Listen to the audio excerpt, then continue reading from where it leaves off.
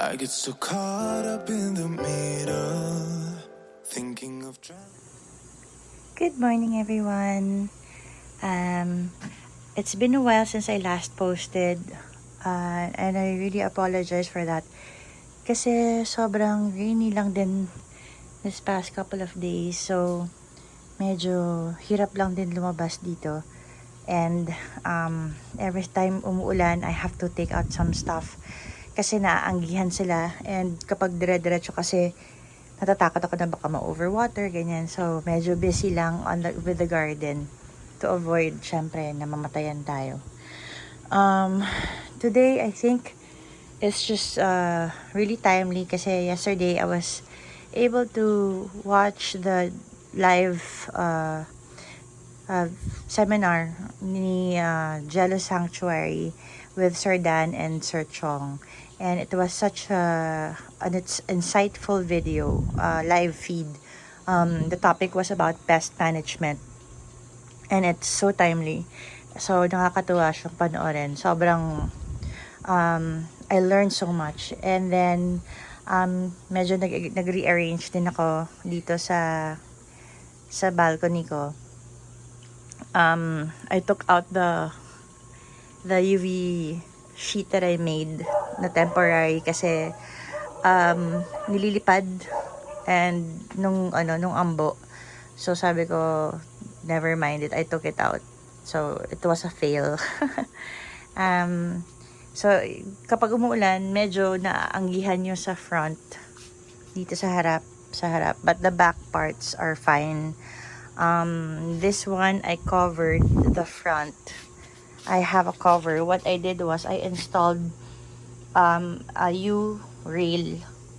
I got this from Hafele. Isang ganito, bali dalawa na siya. 10 feet yata yan.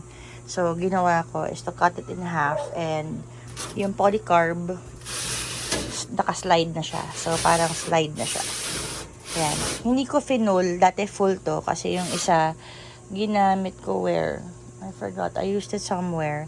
But okay na rin tong half. Para yung ventilation niya is still through and through. So, may fan siya sa loob. As you can see, there. So, dito ang kuha ng hangin sa kabila. Dito ang labas ng hangin sa on the left side. So, there they are. The rest, again, they get wet here. Nababasa sila dito. So, I think I have to do another one and maybe another roll down here to cover them up. But for today, let me just discuss my rainy day routine. Okay, not tips I just wanna share what I do this rainy season to avoid fungal infection and death. Yun nga, based on the video that I saw yesterday from Jello, sobrang insightful kasi apparently there's like a disease triangle sa ating sa ating plants. So ano yung tatlong factor na yun? The three factors are, of course, the host, the pathogens, the pests, or yung fungal spores mo, yung bacteria mo, no? And then you have your plant, the host plant, and of course yung environment. So the environment consists of hot, humid weather, the sun, stale air, kung hindi mahangin. That's a perfect condition for the pathogens to thrive. Kaya nga din sinabi ni Sir Dan na sa Manila kaya mahirap magpalaki compared to Benguet is because they have cooler climates there. So the pathogens are not active or parang dormant sila, ganon. Parang hindi sila ganon kasing aggressive compared to the ones here in Manila, because here over the summer, well, actually almost the entire year, it's very hot and humid here. Plus sobrang kulob din, no, lalo na if you're living in the city na hindi talaga maganda ang air circulation sa area nyo. Yun yung mga possible na talagang parang breeding grounds ng pathogens or ng mga pests. So, yun yung reasons why mabilis tayo mamatayan dito sa Manila. So, sobrang ngayon ko lang actually na napag-piece together, no? Na I think the reason why I was able to kahit na paano po successfully cultivate plants here or succulents here in Manila is because I was able to control the only thing that I can control. Kasi I cannot control the pathogens, I cannot control my plant. So the best the last part of the triangle is the environment. So if you can alter your environment in a way where it doesn't get rained on or get wet frequently, or it doesn't you can control the sunlight by using shade net. I think that is the perfect scenario for your plants. Yung rain or shine talaga gives your plants a higher risk of getting infected and die. So if you really want to start collecting and hindi po talaga makakapagpalaki kayo ng how many years ng plants, I think the best way talaga or the best tip is to invest in to protect your plants using a shade net and a UV plastic, if not a polycarb. So like this one, my first green box, the first thing that I did to protect my plants was create this green box around over a year ago. So I think that's the reason why most of my plants here that are mostly a year old, doon sila nag-thrive. Kasi nga po, ayan sila. Kasi nga, apparently, dito kasi, since meron akong polycarb on the side, on the back, well actually on the front also, I can control my environment inside. So if it gets a little bit kulob or humid inside, I just turn on the fan para mag-circulate yung hangin. And if it gets too hot, I do an extra cover of UV shade net para medyo mag-shade siya ng konti, like this one, hindi siya ganun ka-araw. But if I remove part of the shade net, it will get brighter. So may mga ganong factors ako sa aking green box or small greenhouse. Green box na lang, ayokong i-claim na greenhouse to kasi nakakaya. Ayun, and then if I really want, if it's sunny naman the entire day, what I do is I just take it out. So open na siya, and hindi na ako worried about air supply sa kanila or air circulation sa kanila. So open na lang siya like that. So that's the first thing, I invested on a good spot for them that I can manipulate the environment that they're in. I also put an electric fan here na nag-oscillate, na umiikot para sure na meron silang air circulation, lalo na kapag tanghaling tapat. Yan ang number 1 na priority ko sa kanila, is yung air circulation. Second, of course, is the water. I don't get my plants wet, or hindi ko po sila dinidiligan sa ibabaw, mainly because again, as I've learned from Sir Chong, that some diseases like bacteria po are usually transferred by 1 insects, 2 water, and 3 human. So when you water your plants on top, let's say you used rainwater kasi di ba healthy para sa plants natin yung rainwater, no? But what we don't realize is that, let's say ang naipon mong rainwater is from the gutter, yung nagdumaan sa gutter ng bubong nyo, and we don't realize that there are so many decomposing materials there, leaves, maybe a dead butike or something, and those have decomposing bacteria already, no? So when you gather those the water, the rainwater, and then you water your plants, and then diniligan mo yung ibabaw niya, diniligan mo yung mismong plant, no? Diniligan mo siya sa ibabaw, you are basically putting the bacteria on top of your plant. And then magugulat ka na lang after a couple of days, what will happen is that biglang mag-rot, magiging mushy siya, and then, yun na, hindi mo na masasave kasi biglang bulok siya. And that is called bacterial rot or soft rot. Kasi usually, most of the time, fungal rot or dry rot siya. So, nakakatuwa na malaman, no, from yesterday's seminar ko na talaga, diba? Lecture. Na these are the possible causes of the death of your plants. So I think the reason why most of my succulents thrived is because I don't water. I don't get them wet. Initially I do not water them because I didn't want the farina to be parang gusto ko ma-retain yung pristine ng farina niya, no, yung flawless kanyang farina. But yung aesthetic na purpose ko pala also serves another purpose, which is to protect your plants from getting bacteria on the leaves. Kasi doon siya papatong, doon siya papasok, and then it will infect your plant and then eventually kill off your plant. Most of the bacterial infection apparently are deadly or fatal to your plant. So yun, I really suggest na not to get them wet, especially if you're investing in Korean succulents, which is very pricey already.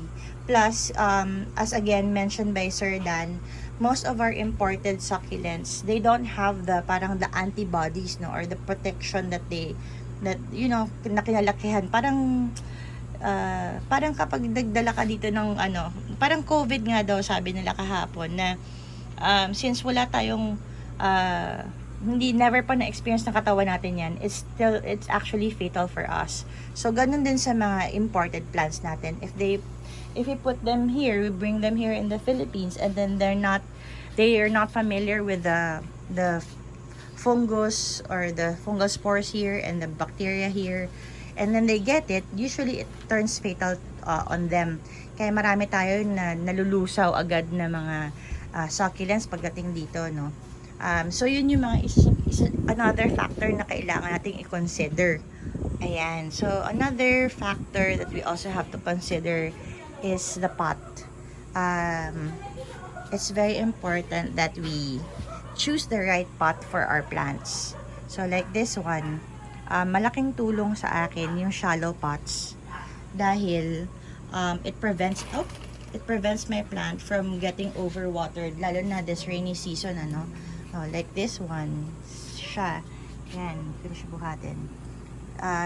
This marinade I got kasi from Korea. I tried to get a Korean marinade, and it came to me like super kalbo siya kasi it didn't travel well.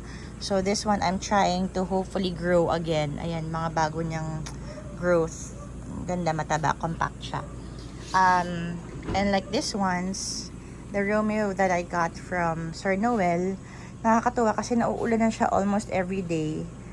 But this pot that I got from Pierre from Plant House, it helped so much kasi dahil umaaraw naman early in the morning up to siguro mga afternoon 2 to 3 o'clock, and then it will start raining from 3 to 4 p.m. onwards hanggang gabi. Hindi siya nalulusaw kasi yung soil mix ko is very gritty. The soil mix that I'm using is my own soil mix. This one is very gritty, and hindi siya napapatuyo niya kahit paano kasi nga shallow siya eh. Hindi umaabot sa point na ilang araw na basa pa rin siya. So natutuyo yung lupa. So hindi siya na-overwater. Same with this one. If you check out my cristata, this one is Brave Cristata. When you put your finger in, okay, let me try to make a hole. Okay. You can see the soil mix is still relatively dry. Kahit na nauulanan na siya. Kasi kinakaya nung pot na patuyuin yung soil kasi nga shallow siya. So yun din yung malaking benefit, no, ng pag meron kang shallow pot. Yan. Even with the other ones that I have, hindi siya ganun ka deep pots. Even, lalo na itong mga Romeo, blooming ko, this one, this one is red ebony. Shallow pot lang siya. So, ang laking tulong sa kanya. Even this one, may ebony, may red, this one is agavoid, this ebony lang, yeah. Red tips. Nawala lang yung tips niya. Na kapag root na siya, and hindi siya na-overwater because of this one, because of the pot itself. Ang laking tulong ng mga shallow pots. So, thank you, Miss Pierre. Thank you to Plant House for the pots. Kasi, na-discover ko siya dati pa na terracotta shallow pots. Kaya, super happy ako sa kanya. Super happy. Ayan. So, yun. Ang laking tulong din talaga ng shallow pots for Echeveria to avoid overwatering. So, wala pa akong namamatay actually na halaman due to overwatering kasi I think I was able to establish my plants. The last time I bought plants was or received plants was January pa. Yeah, January pa. So, come rainy season, come summertime, wala na ako talaga masyadong ini-establish na halaman except for that's the last batch that I had. And even yung mga ibang plants ko na nahirapan like this yung mga ame ko na nahirapan, ngayon nakakabawi na siya actually because of the soil mix. So again, 1, control your environment. Number 2, you have to always choose the right pot for your plants. 3, if you are planning to use rainwater or rainwater to water your plants, please make sure that the rainwater you gather is from a clean source. What you can do is yung kung meron kayong sirang payong na pwede nyo i-invert, baliktarin nyo, butasan nyo yung ilalim, and then diretso na sa container. That's a good way of gathering water, rainwater, instead of putting a bucket in your alulod. Kasi, yun nga, again, you may be introducing pathogens to your plant if you get contaminated rainwater. It might do your plants more harm than good. So, just be mindful of the plants that you will get, of the water where you will get your water. Another factor also this rainy season is of course the amount of sunlight that they get. So hindi ako makapagpa-stress kasi sobrang busog sila ngayon. But what I did was to try to at least have any source of light that they could possibly have. My lights here are, I think, ito yung 35 watts na bulb, grow light bulbs. But I am pretty sure that's not also enough. Even this one, I'm sure it's not enough. But at least they have a source of light just to avoid etiolation for the plants. Kasi that one really makes your plants weak.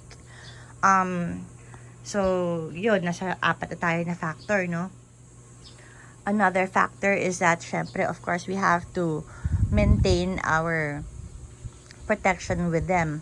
And then, yun nga, yesterday, when I watched Sir Chong and Sir Dan, I realized that I was doing my whole preparation wrong. Well, hindi naman sa wrong, pero hindi advised yung aking preparation, which is the 7-diethane bath.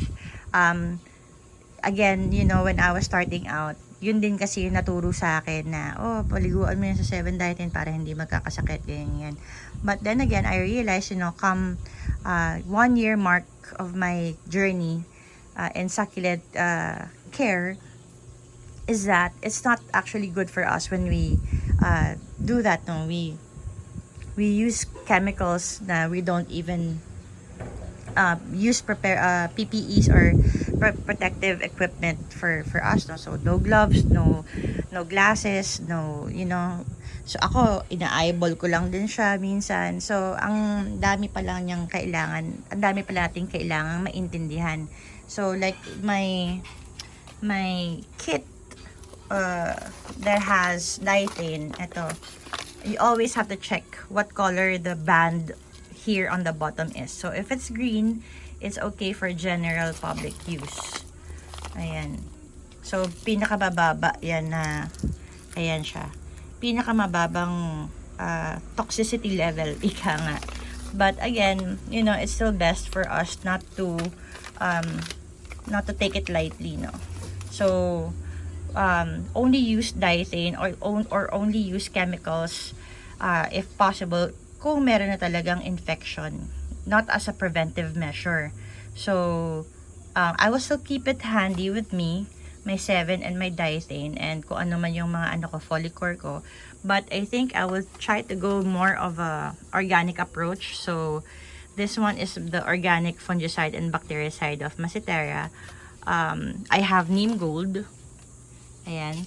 So I think I'll be going that route muna for prevention and cure than diethane. And if hindi na kaya talaga ng organic, then I can use my diethane. I think that's the best route to go also, because again, these chemicals, we may not feel or see the effects right now, but in the long run, it might, you know, baka doon lumabas, and we don't want that.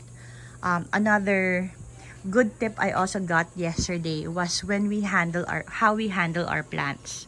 So let's say meron akong isolation area, which is this one. This is like my ICU area, away from my plants here. So this one that I have, that is actually I'm treating pa. Ayan, nagka-clear na siya. And then I have new pops, ayan, sa gilid, that are so clear. But look, I still have the really bad leaves, and I think they have the fungal spores there. And if sometimes you cut that, you touch it, and then you touch another plant, that is how we transfer sakit, no, yung fungal spores to our plant, even if it's bacterial. So let's say na nagkaroon ka ng mushy leaf dyan, diba? And then pinisil-pisil mo pa yung nabulok na leaf, and then after doon, punas ka lang ganyan sa t-shirt mo ng punas ka lang sa t-shirt mo ng kamay mo, and then you touch another plant. Uy, yung cute naman ito, ginanyan mo. Then you can actually transfer the bacteria from your hands to the leaf. And then magugulat ka na lang, after a couple of weeks, etong plant naman na to ang magkakasakit. So again, we are part of the means of travel for these pathogens, for these bacteria, for these fungus, no. So a good hygiene practice is also required when handling our plants. So I suggest siguro, no, when we are handling sick plants, do it on the last part. First is to check on your healthy plants, and then if you see any plant that is unhealthy, actually like this one, this is my Fervel, super healthy niyan, but I noticed that there's, no, not that, that's a sunburn. I noticed that there are black spots now on her. So I think, you know, she's a candidate for fungal infection. I've never touched this, so malamang nadikitan niyan somewhere or naliparan siya because of the rainwater. Natuluan kasi to ng ulan, no, naulanan siya. So I'm gonna put this here in my isolation area together with those ones. So that's gonna be my isolation area, and then I will not touch any plant anymore because I don't have any source of water here in my balcony. Wala naman akong faucet dito. So I will not touch any more plant, and then just check them, each one, kung okay ba sila. Ayan. So kapag tapos na ako mag-collect ng mga unhealthy plants, then I can start dealing with or treating with my unhealthy plants. Hindi ko na muna hahawakan yung mga healthy plants na natitira. Kasi nga, I don't want them to become infected because of my dirty hands. Ayan. So that's our tip number 5. That's my 5th rule now in handling my plants.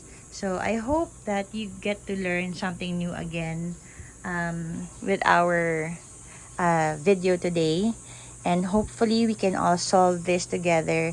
We can all figure out how to make our succulents thrive here in the city, especially here in Manila, or in the Philippines, and that sana, mag-grow pa natin yung ating community. So, thank you very much again. If you like this video, please don't forget to like and subscribe. And look out, I'm gonna be posting some other videos soon. So, thank you very much and have a great day.